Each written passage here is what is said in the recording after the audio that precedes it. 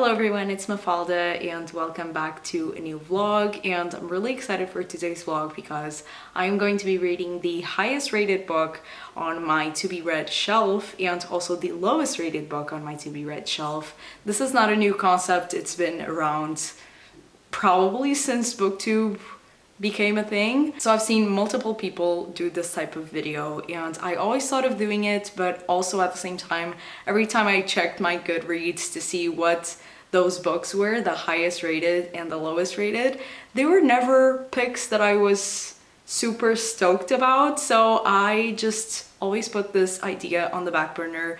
But the other day I did a massive clean out of my to be read shelf on Goodreads because I had a lot of things that I just didn't want to read anymore. So that is why I always checked and I never wanted to read those books. So I did a massive cleanup and I checked again and I got really excited by the two books that were, I guess, chosen. So I'm finally doing this type of vlog and I'm really excited to read both of these books actually. Even the lowest rated one, I am obviously hesitant because of the rating, but I'm actually really curious to see if I like it or not. So without further ado, the highest rated book on my to be read shelf on Goodreads with a rating of 4.61, which is really high, is The Nightingale by Kristen Hanna. And I've been saying on this channel that I want to read not only a Kristen Hanna, but this book specifically for years now. My expectations for this book are so high, especially because everyone and their mother has read this book and loved it. I've never heard a single person say anything wrong about this book or bad about this book. So yeah, my expectations are super high for this one. I know this is a historical fiction. It is set in France in 1940 and it follows two sisters, Vienne and Isabelle, separated by years and experience, by ideals and passion and circumstance, each embarking on her own dangerous path towards survival, love and freedom in war-torn France. Also, it says here on the back, soon to be a major motion picture, which is something that I haven't heard of. Has the movie come out of this book? I'm not sure. I need to Google that. But yeah, I'm excited. And I am also scared because if I don't like this book, what is wrong with me? Like the high rating of this, like 4.61, is really hard to achieve. I feel like if it's not a memoir or a nonfiction book in general, it's really hard to achieve this rating. So really excited and I have very high hopes for this book. And finally, the lowest rated book on my to be read shelf on Goodreads is The Pisces by Melissa Broder. The cover is very bright, so you can barely see it, but it has a rating of 3.29, which is pretty bad. I feel like I've seen worse though, but it has 26,000 ratings and it came out in 2018, so it has had a good time in the world, I guess, for people to rate it. So yeah, 3.29 is surprising, but also you can barely see from this cover, but from the original cover you can really see what the book is about. Did I gravitate towards this book because it's called The Pisces and I'm a Pisces? Maybe a little bit. That was one of the reasons why I wanted to read this book. But also, I know it's a very weird book, but I've heard some people say that it's surprisingly nice. So yeah, the fact that it's called The Pisces and also the fact that it's weird and it's very divisive and a lot of people have very strong opinions about this book, either good or bad, just really gravitated me towards this book.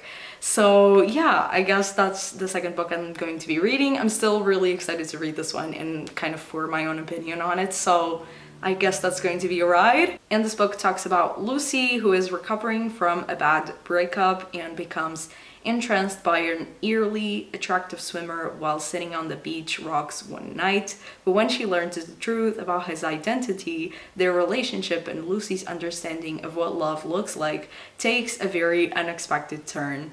And I feel like from this cover and also the original cover, I feel like what his true identity is, but also I'm not gonna assume anything. I've heard people talk more in depth about the plot of this book, but I feel like I still don't know. Or maybe I do, but I don't want to spoil myself and I also don't want to spoil you. So I'm just gonna you know, go along for the journey. The book is also not very big. It's 270 pages, so it's not very long. And I actually am going to start with reading this one, because if I don't like this one and I find it extremely weird, I'm just gonna pick up The Nightingale and have it be like a redeeming thing in this vlog. So yeah, I'm going to be reading The Pisces and The Nightingale. I'm very excited for both, and I guess let's start with The Pisces. Hello everyone, it's been a week. I've gotten a haircut and I am actually only now doing some sort of update for this video because I was finishing up other books, and now I'm fully devoted to The Pisces finally. And I am a little bit more than halfway already. I'm on page 148, and actually I basically started reading the book yesterday, and I'm already more than halfway, so that is actually a good thing, I guess. I honestly couldn't stop reading yesterday, and even today I think I'm still gonna read at night, and maybe I'll finish it because I'm just going through it so quickly. Like, only yesterday I read like 100 and something pages. So yeah, I'm probably gonna finish it tonight, and I do gotta say that overall I'm kind of liking this book, which is shameful for me to admit, but it is true because, like, I went into this, first of all, I went into this knowing that this had a low rating on Goodreads, and also I went into this already knowing that it was going to be just a really ridiculous book. Honestly, that's the word to describe this book, is ridiculous, because it's just a ridiculous concept, and the main character is ridiculous as well. She's like crazy, and that's like, I already had that impression going into the book, so I guess it's been easier to accept some weird things that have happened in this book. I don't know, and yeah, I'm sort of not disliking it at all. First of all, I'm really liking the writing of this book, and I really like that it's very stream of consciousness. We just know everything that the main character is thinking at all times, which sometimes can be a lot because she thinks really stupid and intrusive. Like, all of her intrusive thoughts are in this book, and we see it firsthand, and it's like, sometimes it's a lot. And I also really like how funny this book is, because it has made me laugh out loud many times, and that hasn't happened with a book in a really long time. And that's also because of the stream of consciousness, because we're just in this character's head, and she's just, like I said, ridiculous. She's mentally unstable, she's not well, and she has a lot of weird and stupid thoughts, and that makes me laugh, honestly. Something that I really wasn't expecting with this book, and that I'm not sure if I like it or not, is the smuttiness. There's a lot of smutty scenes. I feel like I've read at least like 4 different sex scenes so far, and it's a lot. I really didn't know this book had any of that. So that was surprising. I still don't know how to feel. And now, as for the plot of the book and the story progression, I guess. First of all, I said in my synopsis that it was about a woman falling in love with a fish, and I guess that's technically incorrect because it's about a woman falling in love with a merman, which I didn't know. I guess because of the cover, I just jumped to conclusions because the back of the book just didn't say a lot of information. So yeah, it's about a woman falling in love with a merman, so he's half human and half fish. And I only got to that part of the book. Well, she had met him, but she didn't know that he was a merman until like pretty much halfway through with the book. I think it was basically the last 20 pages that I've read so far that she really discovered that he was a merman, and she's kind of like adapting to the situation. She's like, whoa, am I hallucinating? I was expecting to hate it more. Maybe it's also because I thought she was falling in love with a fish, and it's actually like half fish, so that makes it better. But yeah, I am liking the book so far. Oh my god, also another thing that I just remembered that yesterday I read, there was a very graphic scene with poop. It really made me uncomfortable. Honestly, at that point, I was just like, this book maybe is not for me, maybe I'm not gonna like it. That was pretty much like less than 100 pages into the book, so I was still kind of at the beginning. But yeah, there was a very weird scene with Boop, and it was just odd, and I don't know why it was described in the way that it was described, and somehow I'm still liking the book. I don't know, I think it's the writing and the main character, the fact that she's crazy just makes this book so enjoyable, I guess. And also it's very funny, like I said. I don't know if this kind of humor and kind of book is for everyone, but yeah, right now I'm enjoying it. It's not a 5-star, it's not a 3-star, I think it's a 4-star so far. So yeah, I don't know where this will go, and I want to see interviews with Melissa Broder talking about this book, just to kind of understand why the decision of making this kind of like love story, and I guess just why did she do this? I'm really curious. I really want to like pick her brain and understand why she made this story, and if it's like some kind of metaphor for something bigger that I'm not getting at right now. But yeah, I'm excited to see how this book unfolds, and I will share my thoughts when I finish it. So it's a couple of days later, and I have already finished reading The Pisces by Melissa Broder, and I had to kind of like sit with this book for a few days just to kind of get my understanding of what I thought of this book, because I read it super fast. Like I mentioned before, I just couldn't stop reading this book for some reason, and I basically read it in a day. And yeah, I just had to sit with it for a few days, and I think overall I liked it. I don't know if it's because I already knew this would be a weird book and I kind of already knew the plot, so I was just okay with finding out that she's dating a mermaid, basically. And I don't know if it's because of that, but I enjoyed my time with this book. I just don't know what to tell you. I wish I had a different opinion for the sake of this video, but I kind of liked this book. It's not a 5-star book because I still had some issues with the book, like I mentioned before, and even some things at the end. I don't want to give any spoilers, but there were some things that I didn't like at all. But overall, like my overall enjoyment of the book, I liked it. So I think I'm giving this a 4-star actually, which is surprising. Like I said, I think this has a lot to do with my expectation going into the book, because I really thought I wasn't gonna like it, but I guess I did, which isn't bad. And I do still understand the low rating on Goodreads, because this is a very weird book. I don't think this is a book for everyone, really, and that's why it's so divisive.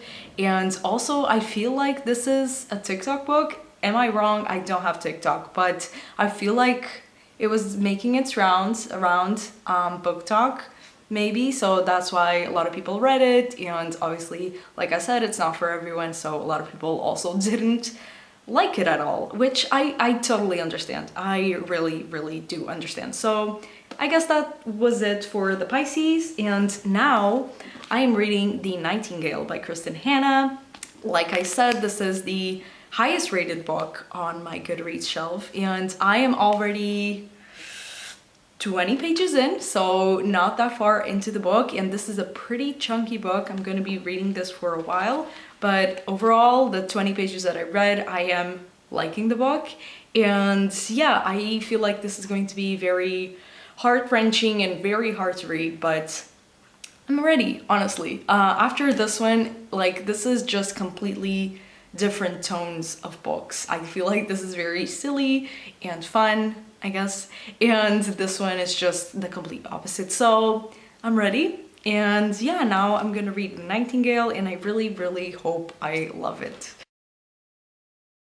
It has been a couple of weeks, and honestly I've been forgetting about updating you for this vlog, but I am almost at the end of The Nightingale. I should have updated in the middle of the book, but honestly I just keep forgetting to update. So I am on chapter 34. I think I have maybe like 6 or 7 chapters left, and yes, I am really enjoying it. No surprise here, honestly. This book is just really well done. The writing is great, it's very engaging, the characters are all really well fleshed out, and the story is super interesting and is just progressing in a really interesting way. So I do understand all of the rave reviews about The Nightingale, honestly. I actually started reading the book physically, but then I one day decided to pick up the audiobook because it was available on Scribd, and the audiobook is great. So I've just been listening for the last few chapters with the audiobook and following along the story there. And yeah, the audiobook is great. Also, if you want to try it out, I think it's really well narrated. I guess I have some doubts about my personal rating of the book so far, just because even though I am really enjoying the book, this is not the usual book that I go for, and it's really hard for me to give a historical fiction nowadays a 5-star. If it was like a few years ago, if I read this a few years ago, I would definitely give it a 5-star, but now it's just not a genre that I love necessarily, and that I guess kind of affects my rating overall in terms of enjoyment. Like, for example, I wouldn't reread this book, so that's something. And maybe with other fiction books I would definitely reread them, but yeah, historical fiction hasn't been my favorite genre in the past few years, and so because of that I would rate it a 4-star. But then the fact that everyone gives it a 5-star, it's stupid, but it's just like, if I didn't know about anyone's rating about this book, if I was just going in blindly, I feel like I would rate it a 4-star, but I feel kind of bad not rating it a 4-star. But that is just, I guess, a little detail, because overall, in terms of enjoyment of the book, I am really enjoying it, even though it's taking me a really long time to read it.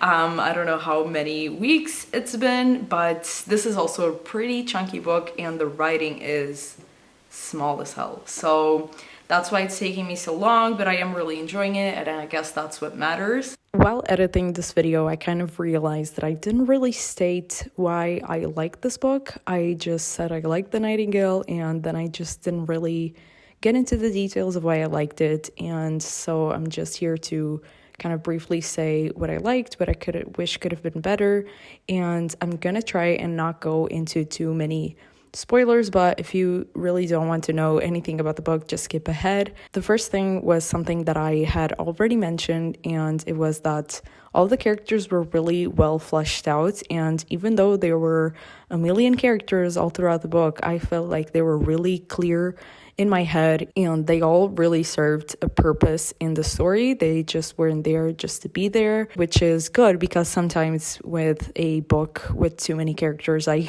honestly get confused. And I also loved our two main characters, Vian and Isabel. I loved both of their story arcs. I kind of wish they had more, I guess, screen time together, because for the majority of the book, they were separated, but I really liked seeing how their stories progressed and how strong they both were in their own ways, because they were very different characters. They had a really different view of life and just upbringing as well, and it really reflected in how the characters kind of progressed in their story. And I just really liked getting to know both Isabel and Vian. I do gotta say that I think maybe Vian's story was my favorite of the two sisters. I'm not saying that I didn't like Isabel, but I guess she was a typical character in these types of stories. She was like the heroine, and she was just a rebellious girl.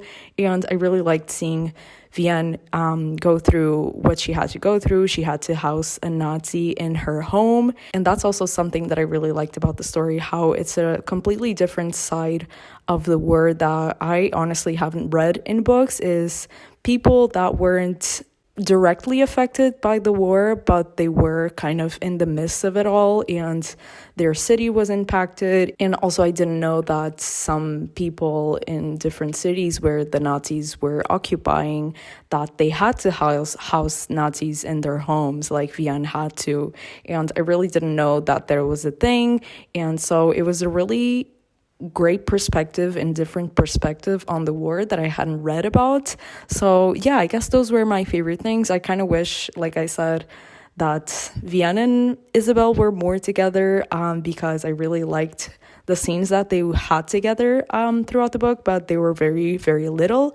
And also another thing that I just remembered that I also liked was the time jump. There were a few chapters, maybe like 5 chapters throughout the book, that we saw someone older that was kind of being invited to the heroes of the war, like a conference of the heroes of the war in Paris. We later find out in the book that Vienne is that old woman, and it's really interesting because all throughout the book I thought it was Isabel. Maybe I just didn't see the signs correctly, but I was just thinking that she was going to be honored in some way by helping a lot of people get to safety and save themselves. But yeah, it really was Vienne, and that was surprising. So I guess those were all of the things that I liked about the book, and now back to the video.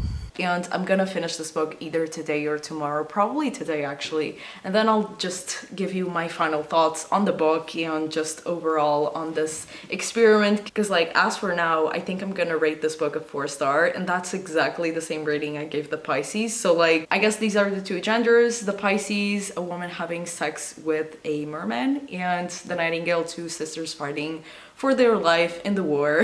I guess these are the only 2 things that matter for me, because I did really overall enjoyed both books. So yeah, I guess that proves my range. But anyway, I'll give you my final thoughts another day. I am here to finally close out this vlog where I read the highest rated book on my to be read shelf on Goodreads, and also the lowest rated book on my to be read shelf. And I first read the Pisces, as you know, and I did really like it. It really surprised me because it's so low rated. I do understand all the criticism and why people don't like it, but honestly it was a really fun read. I laughed a lot, and it was just a really easy read and really quick. I read it basically in a day and a half or something, and it was just, yeah, I just flew through it because I couldn't stop reading, and I've been kind of in a reading slump, so it's really good when a book can do that. So I was really surprised by the Pisces, and I ended up giving it 4 out of 5 stars. And would I recommend this book to everyone? Not really. This is a really weird book, and yeah, like I said, I do understand all the criticism, but overall I think I was really surprised by it, and it was just a really, really fun book. Then I just did a complete 180 and I read The Nightingale by Kristen Hanna, and this is a book that I have been meaning to read for years and years now, and I finally picked it up. And I do gotta say that if I had read this book maybe like 3 or 4 years ago, I feel like I would have enjoyed it more, because I'm really not in a historical fiction mood anymore. It's just not a genre that I gravitate towards anymore. But like I said before, this is a really well executed book, and I do understand, just like the Pisces, I do understand all the rave reviews on this book, because this is a really hard-hitting book. The characters are really well fleshed out, and you really feel for them all throughout the book. And like I said before as well, I am kind of in a reading slump, so reading a almost 500-page book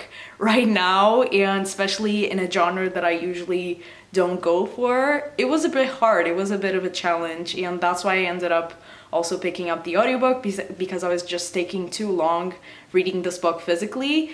And yeah, I guess I just wasn't really in the mood for this book right now, and I guess that kind of also affected my rating of this book. I think I would have enjoyed it more a few years ago, and I ended up also giving this one a 4-star for completely different reasons than the Pisces. This was a really fun and quick read, and just like silly, honestly, and this was a hard-hitting book, and it was so emotional and so sad, but also empowering, and it's just a different type of 4-star for me. But overall, I really wasn't expecting to like both of these books throughout this experience. I really thought I was just gonna like this one because of the ratings, and yeah, just everyone loves this book, and it's consensual that it's a really good book. So I was also really surprised that I liked the Pisces as well. This was such a wild card, and I feel like maybe I'm in the kind of like minority. Well, it's not really a minority, but like the 50% of people that